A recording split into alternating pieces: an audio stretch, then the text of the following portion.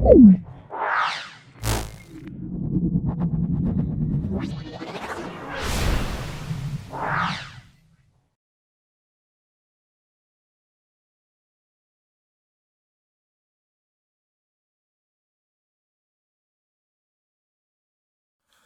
Summative evolution 2024, এটা হলো আজকে বিজ্ঞানের প্রশ্ন, সপ্তম শ্রেণী। খুব ভালো করে ভিডিওটা দেখো, প্রত্যেকটা প্রশ্ন আমি ব্যাখ্যা করছি, তোমাদের জন্য অত্যন্ত ইম্পর্টেন্ট হতে চলেছে এই প্রশ্নগুলো। খুব ভালো করে ভিডিওটা দেখো। দেখো সূচিচিত্র, প্রথম প্রশ্ন দেখো, সূচিচিত্র ক্যামেরায় আলোর কোন বৈশিষ্ট্য ব্যবহার করা যায়? এটা মনে রাখবে, আলো সরলরেখায় চলে, এই বৈশিষ্ট্য। তাহলে আলো সরলরেখায় চলে। ফারেনহাইট স্কেলে জলের স্ফুটনাঙ্ক কত হবে? ফারেনহাইট স্কেলে জলের স্ফুটনাঙ্ক হবে, আমরা বলব 212 ডিগ্রি ফারেনহাইট।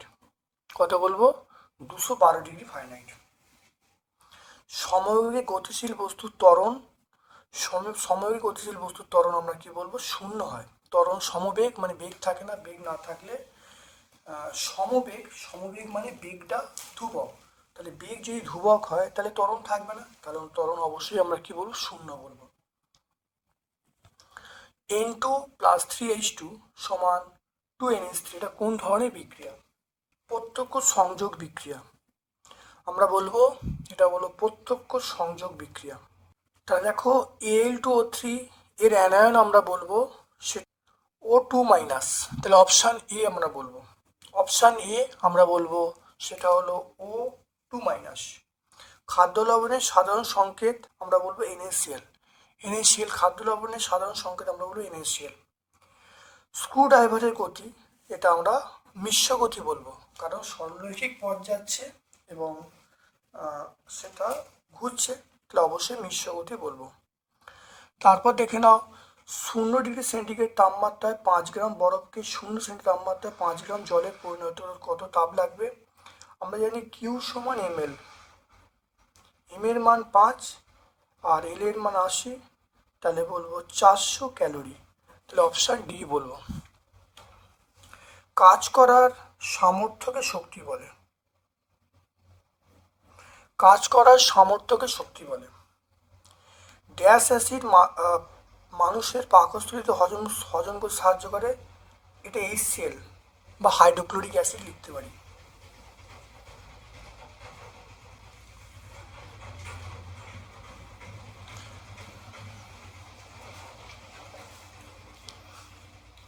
তারপর দেখে নাও, অ্যাসিড এবং ক্ষারের বিক্রিয়ায় জল এবং লবণ উৎপন্ন হয়। ভিনিগারের রাসায়নিক নাম হলো, আমরা বলবো অ্যাসিটিক অ্যাসিড।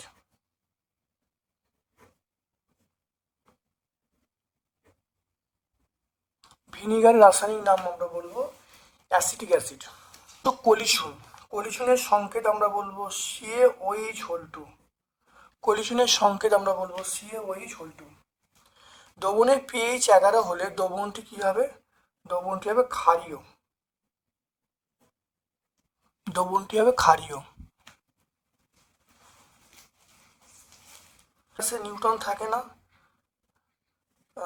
কোন পরমাণু নিউক্লিয়াসে নিউট্রন থাকে না? এটা হবে, এটা বলবো সাধারণ হাইড্রোজেন বা 1H1। সংকেতটা হলো 1H1, ভাষা দিয়ে বললে সাধারণ হাইড্রোজেন। পলিথিনের মনোমারের নাম কি? পলিথিনের মনোমারের নাম আমরা বলবো ইথিলিন। নিউটন ও ডাইনের মধ্যে সম্পর্ক মনে রাখবে, 1 নিউটন, N মানে নিউটন, 10⁵ ডাইন। তাহলে 1 নিউটন সমান 10⁵ ডাইন। আকাশের রংধনু গঠনের প্রিজম হিসেবে কাজ করে কে? আকাশের রংধনু গঠনের প্রিজম হিসেবে কাজ করে কে? জলকণা, ভাসমান জলকণা। কোন অ্যাসিডকে আমরা মিউরিক অ্যাসিড বলবো? মিউরিক অ্যাসিড আমরা বলবো HCl। HCl কে আমরা বলবো মিউরিক অ্যাসিড। সাবান কাকে বলে?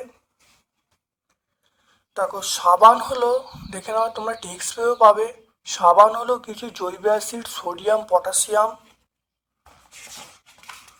সোডিয়াম পটাশিয়ামের যৌগ। ঠিক আছে। সাবান কোথায় ব্যবহার করা হয়? সাবানটাকে জামা কাপড় পরিষ্কার করতে, তাহলে পটাশিয়াম সাবান দেহের ময়লা পরিষ্কার করতে ব্যবহার করা হয়। এটা দেখে নাও, এটা আমরা সহায়িকায়, এটা টেক্সট বই পাবে, তোমরা এটা সহায়িকায় পেয়ে যাবে। সহায়িকায় 216 থেকে 217 তোমরা পেয়ে যাবে। তোমরা টেক্সট বই অবশ্যই পেয়ে যাবে। সাবান কাকে বলে? দেখো, বালি ও সিমেন্ট দিয়ে ঢালাই করার পর তাতে বেশ কিছুদিন জল দেওয়া হয় কেন? দেখে নাও।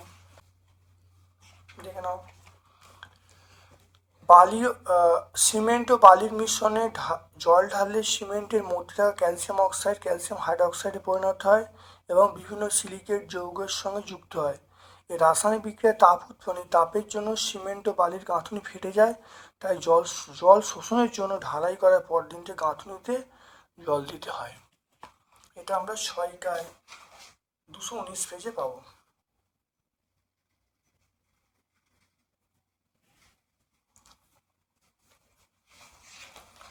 তারপর দেখে নাও সমতা বিধান করতে বলছে। দেখে নাও এই দুটো বিক্রিয়ার সমতা বিধান করতে। দেখে নাও, এখানে আমরা 2 দিলাম আর এখানে আমরা 2 দিলাম। দেখে নাও,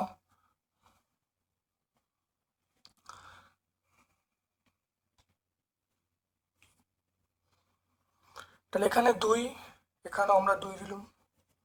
দেখো এখানে দেখো অক্সিজেন কটা? অক্সিজেন 4টে। দেখো অক্সিজেন দেখো 2, 4টে।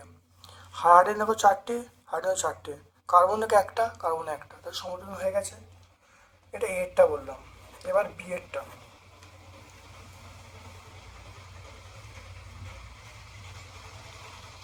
এটা হলো NaOH প্লাস H2SO4। এটা কি বলবো? Na2SO4 প্লাস আমরা কি বলবো? H2O বলবো। তাহলে এখানে আমরা 2 বলবো। দেখে নাও, এখানে 2 বললাম, Na2SO4 হয়ে গেল।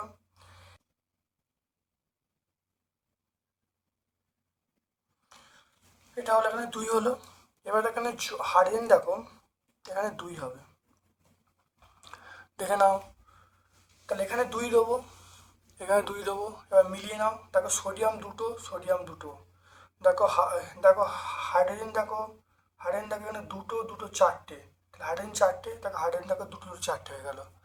অক্সিজেন দেখো, এখানে 2, আর অক্সিজেন দেখো এখানে দেখো 4টে, 6টা। এখানে 4টে আর এখানে দেখো 2, 6টা। সালফার দেখো 1টা, সালফার 1টা। তাহলে মিলে গেল, তাহলে সমদ্বিধান হয়ে গেল।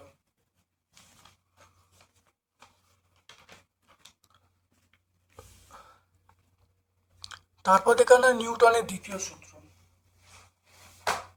দেখে নাও নিউটনের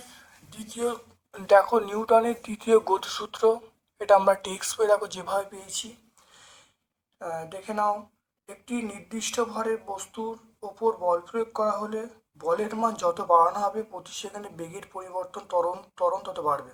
আচ্ছা, প্রযুক্ত বল ত্বরণের মধ্যে সরল সম্পর্ক রয়েছে। আবার প্রযুক্ত বল যেদিকে কাজ করে বস্তুর ত্বরণও সেদিকে কাজ করবে।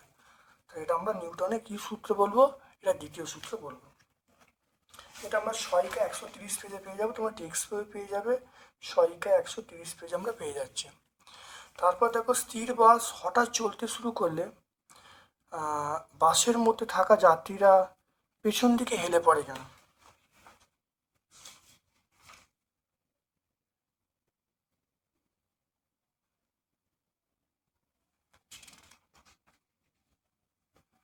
দেখে নাও, এটা তোমরা টেক্সট বই 76 পেজ পেয়ে যাবে। এটা তোমরা টেক্সট বই তোমরা অবশ্যই টেক্সট বই যদি করো এটা 76 পেজে পাবে। দেখে নাও, দেখো থেমে থাকা যাত্রীরা যখন স্থির অবস্থায় থাকে, থেমে থাকা বাস যাত্রীরা স্থির অবস্থায় থাকে। বাসটা হঠাৎ চলতে শুরু করলে যাত্রীদের পা চলতে শুরু করে, কারণ যাত্রীদের পা মেঝের সংস্পর্শে থাকে। কিন্তু যাত্রীদের শরীরের উপরের অংশ স্থিতিচার্য বজায় রাখতে চায়, তাহলে পায়ের সঙ্গে এগোতে চায় না, ফলে যাত্রীরা পেছন দিকে হেলে পড়ে। এটা আমরা টেক্সট বই 76 পেজে পাবো। আর সহায়িকায় আমরা পাবো 127, 100 যদি পড়ি 127, 128 পেজে আমরা পাবো। দেখো সাধারণ অবস্থায় পরমাণু নিস্তড়িত কেন? মনে রাখবে, পরমাণুর মধ্যে যতগুলো প্রোটন সংখ্যা থাকে ঠিক ততগুলোই ইলেকট্রন সংখ্যা থাকে। নিস্তড়িত কেন? তো এখানে আছে, মেন কথাটা হলো পরমাণুর মধ্যে যতগুলো প্রোটন সংখ্যা থাকে ঠিক ততগুলো ইলেকট্রন সংখ্যা থাকে, সেজন্যই পরমাণু নিস্তড়িত। এটা আমরা সহায়িকা থেকে যদি বলি 145 পেজে পাবো।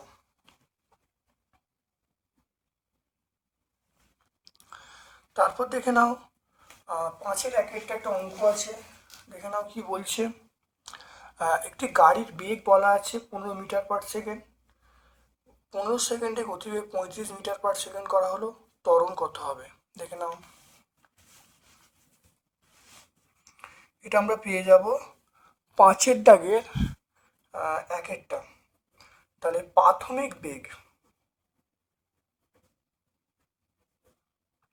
প্রাথমিক বেগ ইউ সমান বলা আছে কত? 15 মিটার পার সেকেন্ড। অন্তিম বেগ ভি সমান বলা আছে কত? 35 মিটার পার সেকেন্ড। সময় টি সমান দেওয়া আছে 15 সেকেন্ড। তাহলে ত্বরণ এর সমান V minus you by T. তাহলে ভি এর মান কত? ভি এর মান 35, ইউ এর মান 15, আর টি এর মান দেখো, টি এর মান বলা আছে কত? এটা 15। তাহলে ত্বরণ এর সমান দেখো, এটা বিয়োগ করলে 20। দেখে নাও, এটা বিয়োগ করলে 20 বাই 15। আমি যদি 5 দিয়ে কাটি, 4, 3, তাহলে এর সমান কত হবে? 4/3 মানে 1.33। তাহলে ত্বরণ কত? অতএব বস্তুর ত্বরণ, এখানে বস্তু বলতে গাড়ি বলা আছে, তাহলে গাড়ির ত্বরণ আমরা পেয়ে যাব 1.33 metre per second square. 1.33 metre per second square answer পেয়ে যাব। খুব ভালো, দেখলে পরীক্ষার জন্য অত্যন্ত ইম্পর্টেন্ট।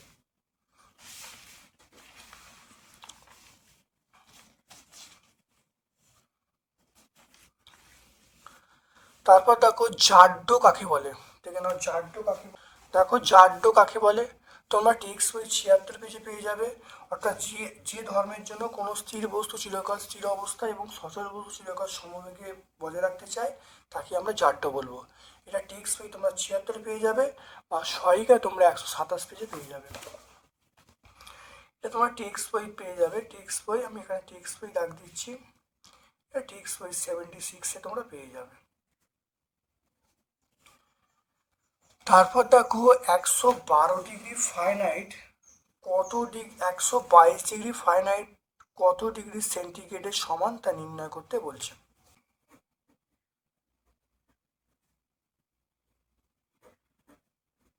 C/5 সমান M-32/9। সি এর মান আমাকে বার করতে হবে। এফ এর মান 122 ডিগ্রি, এটা মানটা বসালো, দেখে নাও ভালো করে। এটা দেখো C/5, এটা বিয়োগ করো,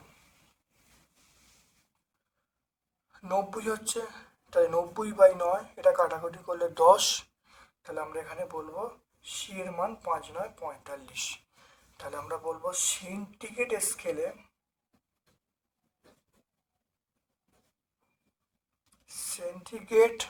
স্কেলে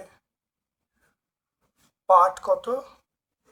পাঠ হবে 45 ডিগ্রি সেন্টিগ্রেড। এটা অ্যান্সার হয়ে গেল। তাহলে সেন্টিগ্রেড স্কেলে পাঠ হবে 45 ডিগ্রি সেন্টিগ্রেড। এবার দেখে নাও কোনো বস্তু দ্বারা শোষিত তাপ বস্তুর ভরের ওপর কিভাবে নির্ভর করে। দেখে নাও, আমরা জানি H সমান mst। তাহলে দেখো এইচ সমান mxt, তাহলে এই যে তাপটা ভরের মধ্যে কি সম্পর্ক আছে, সরল সম্পর্ক। তাহলে আমরা বলবো এটা লিখে দেবো, এটা লিখে দেবো সরল সম্পর্ক।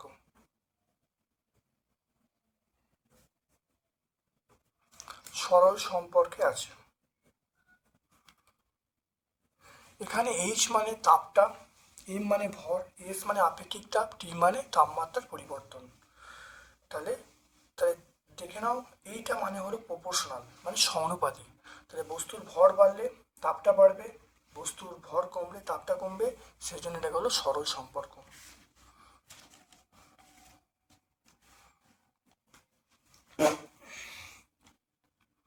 তারপর দেখে নাও তিনেরটা, সুচিত্র ক্যামেরায় সৃষ্ট যে প্রতিকৃতি দুটো বৈশিষ্ট্য লিখতে বলছে। বস্তুর সাপেক্ষে, দেখো বস্তুর সাপেক্ষে প্রতিকৃতি উল্টে যাবে, বস্তু হয় প্রতিকৃতি উল্টে যাবে। নাম্বার 2 হলো সূচিচিত্র থেকে বস্তুকে দূরে নিয়ে গেলে প্রতিকৃতি আকার ছোট হবে, কাছে আনলে বড় হবে। আর তারপর দেখে নাও, ছিদ্র থেকে উৎসের দূরত্ব স্থির রেখে বাক্সের দই বড় করলে বা বা কাঁচকে, ঘষা কাঁচকে ছিদ্র থেকে দূরে নিয়ে গেলে প্রতিকৃতি বড় হবে, আর ছিদ্র বড় হলে প্রতিকৃতি অস্পষ্ট হবে। এটা আমরা পেয়ে যাব সহায়িকা 36 পেজে পেয়ে যাব। তাহলে উত্তর পেয়ে যাব সহায়িকা 36। থার্মোসেটিং প্লাস্টিক বলতে কি বোঝো? থার্মোসেটিং প্লাস্টিক, দেখে নাও থার্মোসেটিং প্লাস্টিক মানে অর্থাৎ দেখে নাও থার্মোসেটিং প্লাস্টিক অর্থাৎ যে প্লাস্টিককে মানে একবার তাপ দিলে আর আকার পরিবর্তন করা যায় না, তাকে বলে থার্মোসেটিং প্লাস্টিক। অর্থাৎ যে প্লাস্টিককে একবার তাপ দিয়ে শক্ত হয়ে যায়, সেগুলো তাপ দিয়ে আকৃতির বদলানো যায় না। অর্থাৎ যে প্লাস্টিককে তাপ দেওয়া হলে একবার শক্ত হয়ে গেল, শক্ত হয়ে গিয়ে আর আকার পরিবর্তন করা যায় না, তাকে বলে থার্মোসেটিং প্লাস্টিক। যেমন আমরা বলবো পিইটি, পেট হলো একটা থার্মোসেটিং প্লাস্টিক। এটা আমরা সহায়িকায় 215 পেজে পাবো।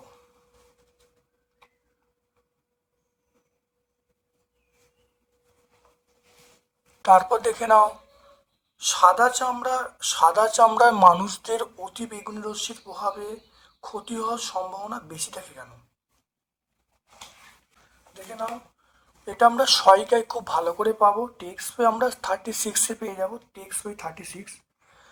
দেখে নাও, সাদা চামড়ার মানুষদের অতি বেগুনি রশ্মির প্রভাবে ক্ষতি হওয়ার সম্ভাবনা বেশি, কারণ সাদা চামড়ার লোকেদের ত্বকে রঞ্জক বা মেলানিন খুব কম থাকে, ফলে ত্বক বেশি অতিবেগুনি রশ্মি শোষণ করতে পারে না, তাই ত্বকের নিচে কোষগুলি ক্ষতি হওয়ার সম্ভাবনা বেশি থাকে, তাই সাদা চামড়া লোকেদের চামড়ার ক্যান্সার হওয়ার সম্ভাবনা বেশি।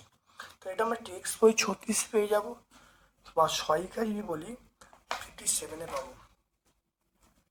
টেক্সট বই যদি বলি, টেক্সট বই আমরা 36-এ পেয়ে যাব। বা সহায়িকা যদি বলি, সহায়িকা আমরা এস মানে সহায়িকা, এটা আমরা 57 পেজে পাবো। তারপর দেখো, কাঁচকে কাঁচকে নীল রং করার ক্ষেত্রে কোন যৌগ আমরা ব্যবহার করি? নীল করার জন্য আমরা এটা ব্যবহার করি কোবাল্ট অক্সাইড। আমরা ব্যবহার করি কোবাল্ট অক্সাইড। কোবাল্ট অক্সাইড আমরা ব্যবহার করি। সত্য মিথ্যা লিখতে বলছে, বর্ণালী সৃষ্টির কারণ হলো আলোর প্রতিসরণ ধর্ম। সৃষ্টির জন্য দায়ী যে ধর্মের নাম সেটা হলো বিচ্ছুরণ। তাহলে বর্ণালী সৃষ্টির জন্য দায়ী যে ধর্ম সেটা বিচ্ছুরণ, তো এটা মিথ্যা হবে, এটা আমরা কি বলবো? মিথ্যা।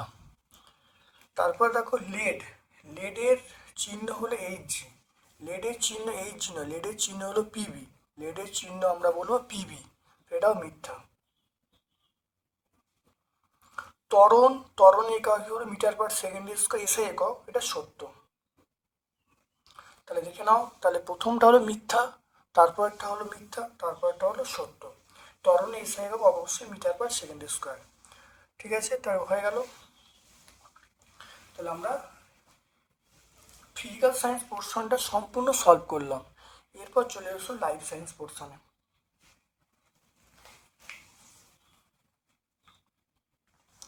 দেখো, প্রবাল প্রবাল এটা বলবো প্রবাল নামক প্রাণীটি কোন পর্বভুক্ত? এটা নিডারিয়া।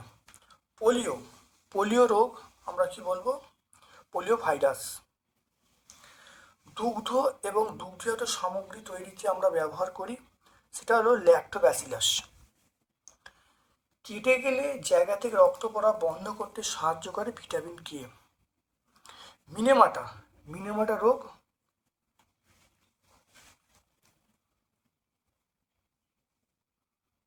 সেটা হলো পারদ। মিনেমাটা রোগ পারদ। চুল, নখ, চামড়া, পেশির অপরিহার্য উপাদান, এটা প্রোটিন। তারপর দেখো বিএমআই হলো দেহের ড্যাশ পরিমাপ সূচক। বিএমআই দেহের স্থূলত্ব পরিমাপক সূচক। বিএমআই আমরা বলবো স্থূলত্ব।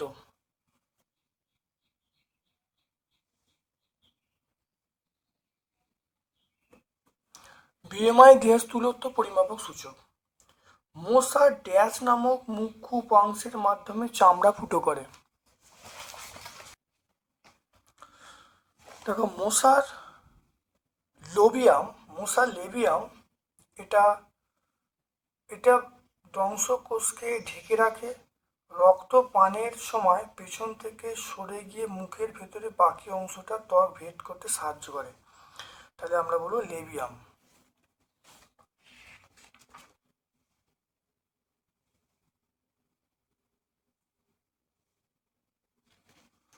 এটা আমরা টেক্সট বই 290 পাবো। এটা বলবো লেবিয়াম।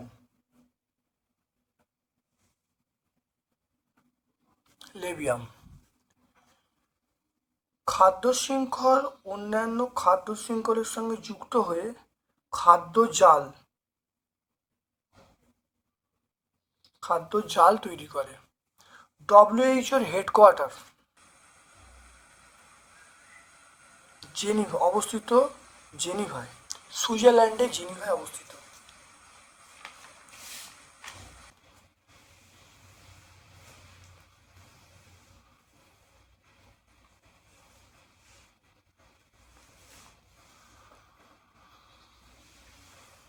তারপর দেখো অপুষ্টিঘটিত রোগ আমরা বলবো ম্যারাজমাস, এটা এক একটা। প্রবাল প্রাচীর ধ্বংস এটা হলো বিশ্ব উষ্ণায়নের ফল। সাইবেরিয়া বাঘের অস্তিত্ব সংকট, এটা হলো বাসস্থান ধ্বংস। ম্যালেরিয়া জীবাণু এটা বলবো প্লাজমোডিয়াম। আর খাদ্য তৈরির উপাদান এটা আমরা বলবো ক্লোরোফিল কণা।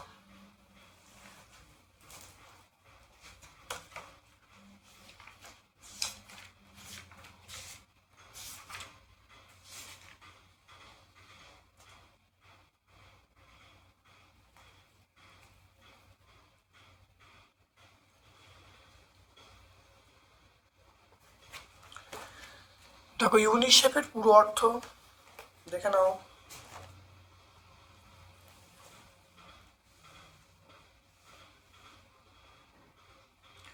ইউনিসেফের পুরো অর্থ দেখে নাও, United Nation International Children's Emergency fund.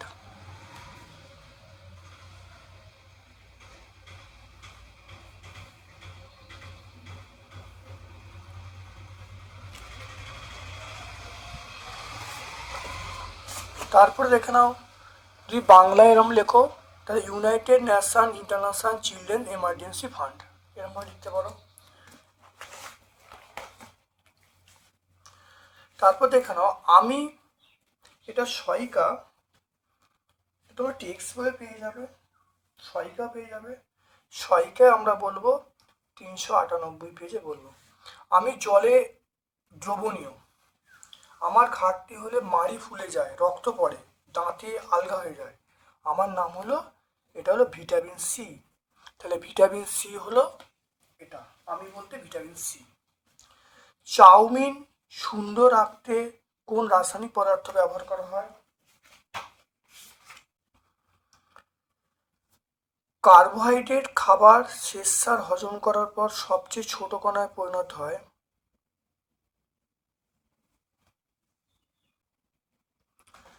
এটা আমরা বলবো গ্লুকোজ। কার্বোহাইড্রেট ছোট কণায় যে পরিণত হয় তার নাম হলো গ্লুকোজ।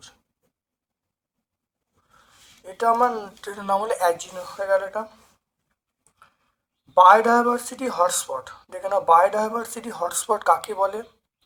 সুন্দর। তারপরে আন্দামান নিকোবর দ্বীপপুঞ্জ কোন বায়োডাইভার্সিটির অন্তর্গত?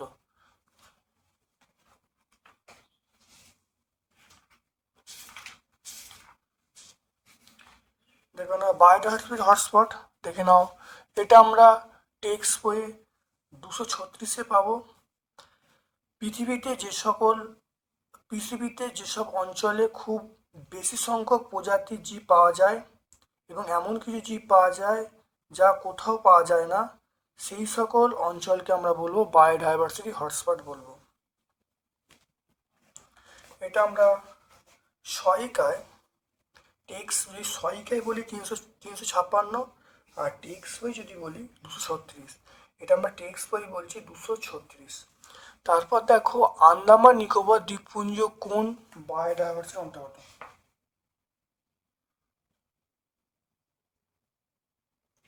এটা আমরা দেখো দেখতে পাচ্ছ, এটা সুন্দারল্যান্ড। সুন্দারল্যান্ড।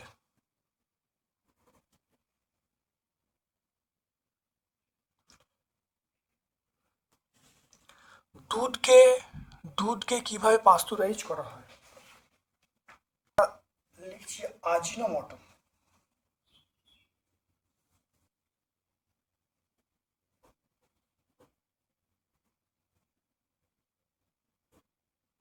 আজিনোমোটো,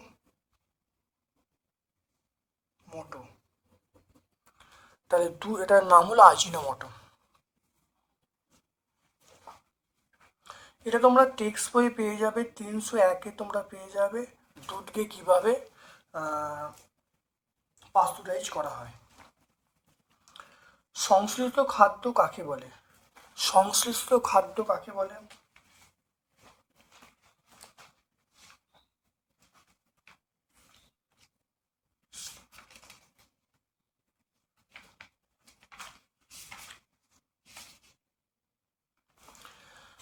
দেখে নাও যেসব খাদ্য কৃত্রিমভাবে প্রস্তুত করা হয়, যাদের রং স্বাদ অনেকটাই প্রাকৃতিক খাদ্যের মতো হয়, তাকে বলবো সংশ্লিষ্ট খাদ্য। যেমন চকলেট, পেস্ট্রি, পিৎজা, এগুলো হবে। এটা টেক্সট বই যদি বলি 169 পেজে পাবো। টেক্সট বই আমরা 169-এ পাবো, সহায়িকা যদি 256-এ পাবো। তারপর দেখে নাও শব্দকে জব্দ করতে পারে কোন গাছ? শব্দকে জব্দ করতে পারে, এটা আমরা বেল বলবো। তারপর দেখে নাও চোরা শিকারের ফলে একটি বাঘ, সিংহ, বড় মাংসাশী সংখ্যা কমে গেলে, চোরা শিকারের ফলে একটি বনে বাঘ, সিংহ, বড় মাংসাশী প্রাণীর সংখ্যা কমে গেলে কি সমস্যা দেখা দেবে? বাস্তুতন্ত্রের ভারসাম্য নষ্ট হবে। বাস্তুতন্ত্রের ভারসাম্য নষ্ট হবে। বাস্তুতন্ত্রের ভারসাম্য নষ্ট হবে, এটা আমরা বলবো। 6-এর প্রশ্ন চলে আসে জলের ভূমিকা, জীবদের জলের ভূমিকা।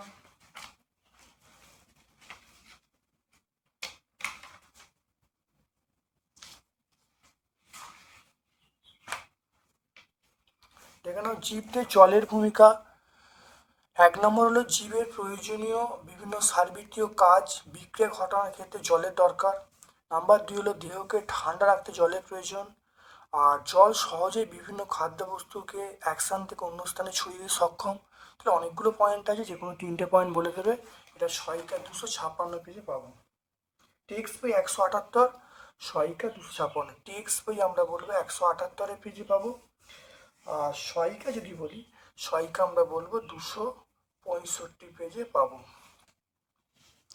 তারপর দেখে নাও বিভিন্ন খনিজ আছে, একটা করে ব্যবহার লিখতে হবে। ক্যালসিয়াম, আয়রন এবং সোডিয়াম, একটা করে ব্যবহার লিখতে বলছে। সোডিয়াম দেখে নাও, সোডিয়ামের ব্যবহার দেখে নাও।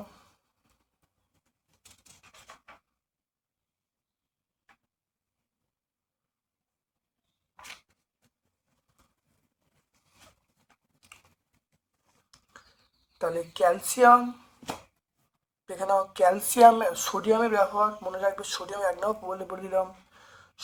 সোডিয়াম জলের ভারসাম্য, দেহের জলের ভারসাম্য রক্ষা করে। সোডিয়ামের ব্যবহার হলো জলের ভারসাম্য রক্ষা করে।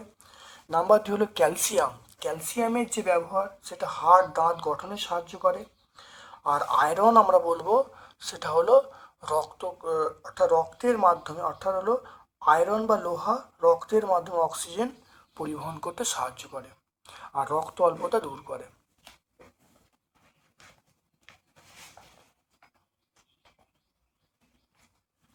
এটা আমরা পেয়ে যাব সয়কা 246 পেজে আমরা পেয়ে যাব। তারপর চলে এসো অটিজম রোগের লক্ষণগুলো কি কি? অটিজম এটা আমরা টেক্সট বই, এটা তোমরা পেয়ে যাবে টেক্সট বই 269 পেজে তোমরা পেয়ে যাবে, অনেকবার হয়েছে, তোমরা দেখে নেবে টেক্সট বই 269 অটিজমের লক্ষণগুলো। আর হিমালয়ে কস্তুরী মৃগ হারিয়ে যাওয়ার কারণ কি?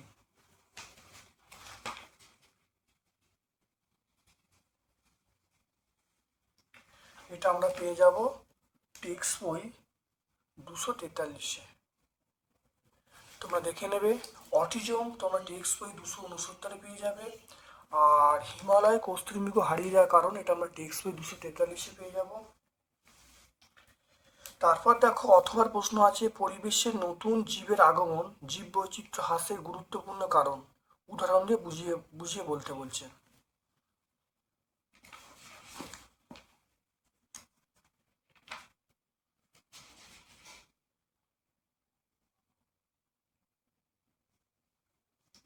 এটা আমরা পাবো, তোমরা পেয়ে যাবে টেক্সট বই 242, এটা 242 তোমরা টেক্সট বই পেয়ে যাবে।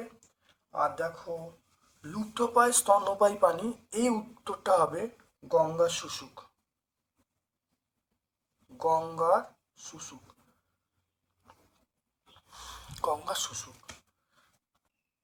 আজকে আমরা থার্ড সামিট এক্সামিনেশন 2024 সায়েন্সের মানে বিজ্ঞানের প্রশ্ন সম্পূর্ণ সলভ করলাম। যাদের এই প্রশ্নটা পরীক্ষায় পড়েছে তারা মিলিয়ে দেখে নাও, সম্পূর্ণ কমন। তাহলে আমার পক্ষ থেকে সকলকে ধন্যবাদ এবং শুভকামনা জানিয়ে আজকের মতো ভিডিও শেষ করলাম। Thank you.